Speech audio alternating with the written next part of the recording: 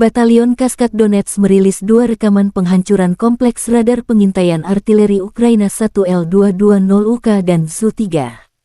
Radar hancur dengan serangan drone Lancet, namun tak dijelaskan di mana lokasi serangan ini. Serangan drone Lancet Rusia ini terekam drone pengintai.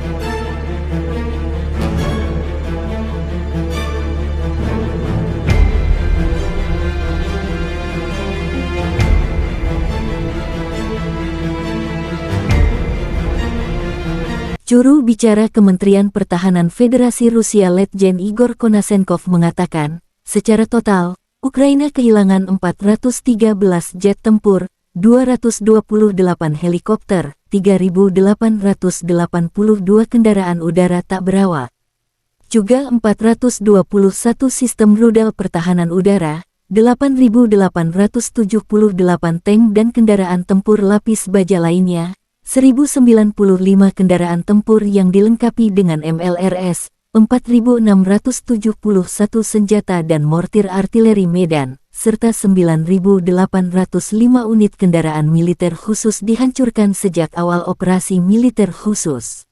Dari kubu Kiev, Ukraina mengatakan Rusia kehilangan 570 prajurit dalam satu hari, termasuk 2 tank, 16 kendaraan tempur lapis baja dan 21 drone. Secara total, Rusia kehilangan 188.920 prajurit selama konflik. Informasi lainnya, pasukan khusus Angkatan Bersenjata Ukraina mengumumkan perekrutan prajurit. Pelatihan dijadwalkan awal Juli tahun 2023. Aplikasi pelamar akan diterima hingga tanggal 22 Mei tahun 2023. Persyaratan wajib untuk kandidat, usia maksimal 35 tahun lebih tua, sesuai hasil wawancara. Hanya tentara angkatan bersenjata Ukraina yang berada dalam dinas militer, di bawah kontrak atau dipanggil untuk mobilisasi pada saat melamar yang memenuhi syarat untuk dipilih.